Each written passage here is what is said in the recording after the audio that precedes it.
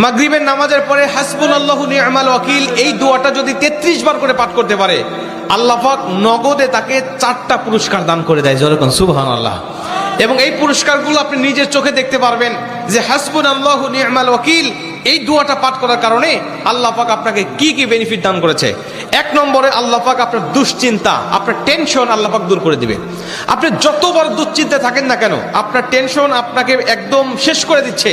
আপনি যদি হাসবুনাল্লাহু নি'মাল ওয়াকিল মানে আল্লাহ আমার জন্য যথেষ্ট, আল্লাহ আমার জন্য অভিভাবক হিসেবে যথেষ্ট, আপনি যদি দোয়া করতে পারেন, আল্লাহ পাক বলেন যে আমি আল্লাহ পাক তার টেনশন, তার দুশ্চিন্তা একেবারে দূর করে দেই। এটা হলো প্রথম নম্বর বেনিফিট।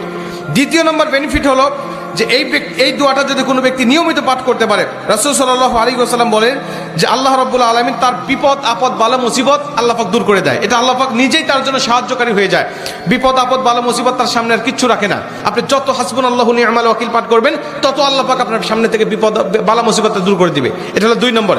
3 নম্বরে নবীজি সাল্লাল্লাহু আলাইহি ওয়াসাল্লাম বলছেন যে ব্যক্তি হাসবুনাল্লাহু নি'মাল ওয়াকিল বেশি বেশি পাঠ করবে, আল্লাহ রাব্বুল আলামিন সে যদি কারোর দ্বারা জুলুম শিকার হয়ে থাকে, সে মাজলুম, তার উপরে কেউ জুলুম করেছে, তার উপরে কেউ কষ্ট দিয়েছে, তাকে এই কষ্টটা সে পেয়ে আল্লাহ পাকের কাছে হাসবুনাল্লাহু নি'মাল ওয়াকিল পাঠ করেছে, আল্লাহ পাক বলেন নিজেই আমি ওই মাজলুমের পক্ষে হয়ে যাই, জালিমের বিপক্ষে আমি আল্লাহ নিজের অবস্থানটা দাঁড় করা দেই। যেরকম সুবহানাল্লাহ।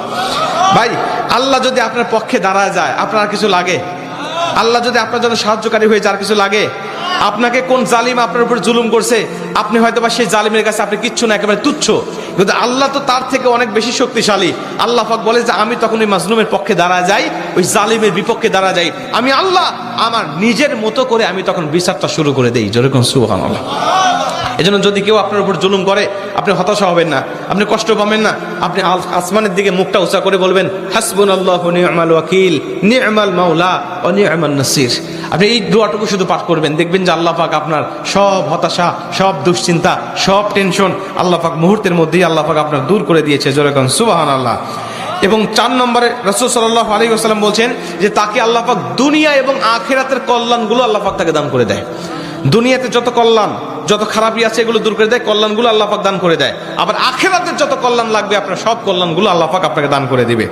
আল্লাহ পাক আমাদের সবাইকে এই 4টি ফজিলতগুলো পাওয়ার আশায় হলেও আল্লাহ পাক আমাদের সবাইকে এই হাসবুনাল্লাহু নি'মাল ওয়াকিল এটা মাগরিবের পরে 33 বার, অনেক মুহাদ্দিস বলছেন ফজরের পরে 33 বার, যদি কোনো ব্যক্তি 11 বার পড়তে চায় সমস্যা নেই, কিন্তু 33 বার পড়তে পারলে সবচেয়ে ভালো ফলাফল পাওয়া যায়।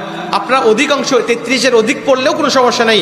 এক কথায় যে ব্যক্তি হাসবুনাল্লাহু নি'মাল ওয়াকিল বেশি বেশি পাঠ করবে, আল্লাহ পাক তাকে এই ফজিলতগুলো দান করবে। যেরকম সুবহানাল্লাহ।